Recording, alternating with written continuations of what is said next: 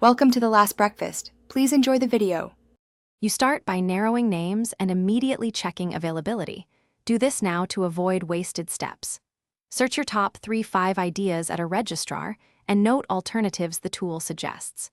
While you search, verify basic trademark risks and social handles so you don't buy a name that causes problems later.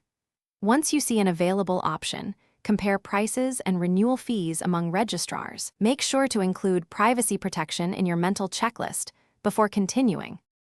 You now choose a registrar and TLD that fit your audience. COM for wide reach, country TLDs for local focus. During checkout, enter accurate Whois contact info. Legal ownership depends on this data, so double-check spelling and email. Opt into Whois privacy and auto-renew to protect identity and avoid accidental loss. You should also enable two-factor authentication on the account.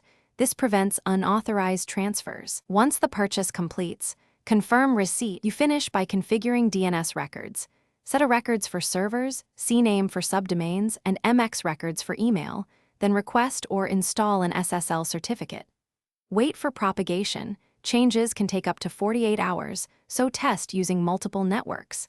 If the domain doesn't resolve, make sure the domain is unlocked for transfers, Whois contact is verified, and TTLs aren't blocking updates.